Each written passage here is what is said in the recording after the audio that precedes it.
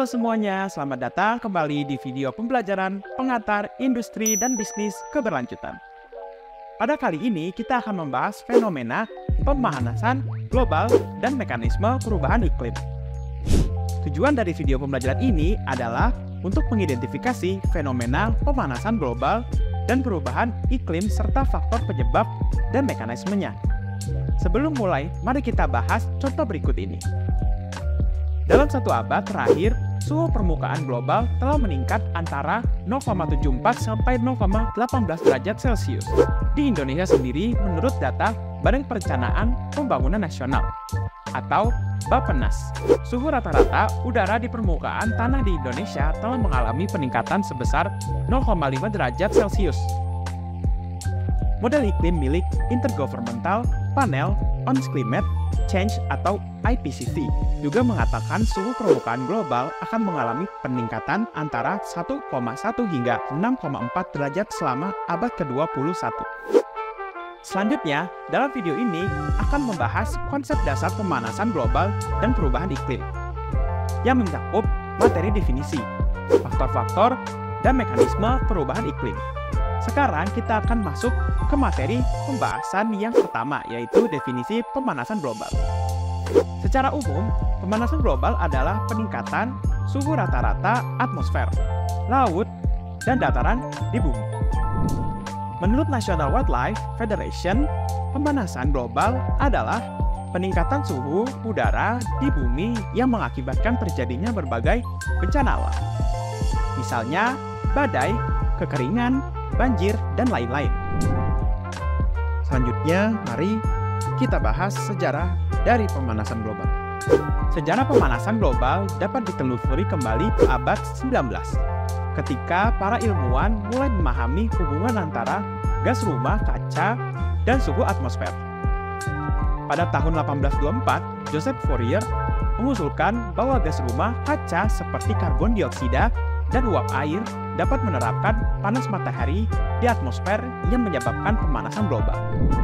Pada tahun 1988, panel antar pemerintah tentang perubahan iklim atau IPCC didirikan oleh PBB, mengeluarkan serangkaian laporan yang menyimpulkan bahwa pemanasan global adalah nyata dan disebabkan oleh aktivitas manusia.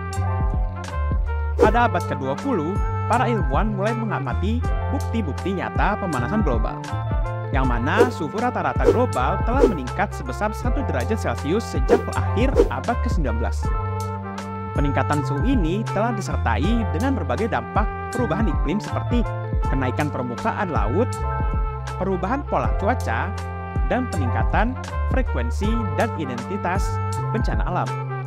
Pada tahun 1997, Protokol Kyoto ditandatangani oleh 192 negara menetapkan target pengurangan emisi gas rumah kaca bagi negara-negara maju. Namun, Protokol Kyoto berakhir pada tahun 2012 dan digantikan oleh Kesepakatan Paris pada tahun 2015.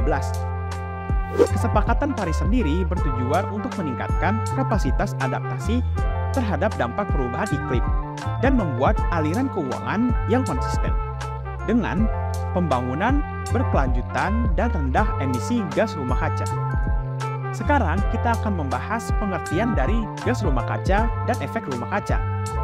Gas rumah kaca adalah gas yang menyerap dan memancarkan kembali radiasi inframerah atau R yang diperpancar oleh permukaan bumi dan tidak dapat dilihat oleh mata manusia. Gas rumah kaca berfungsi serupa dengan kaca pada rumah kaca yang membiarkan sinar matahari masuk ke dalam dan menahan panas matahari di dalamnya.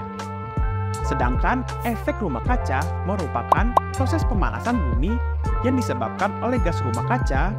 Gas rumah kaca akan menyerap dan memancarkan kembali radiasi inframerah yang dipancarkan oleh permukaan bumi, sehingga menyebabkan suhu permukaan bumi menjadi lebih hangat. Faktor-faktor yang mempengaruhi pemanasan global dapat dibagi menjadi 2 kategori, yaitu pertama, faktor alami. Faktor alami adalah faktor-faktor yang terjadi secara alami dan tidak dapat dikendalikan oleh manusia. Contoh faktor alami antara lain variabilitas matahari, letusan gunung berapi, dan perubahan orbit bumi.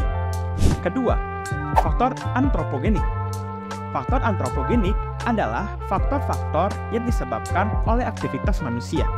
Contohnya, pembakaran bahan bakar fosil, deforestasi, pertanian, dan perindustrian.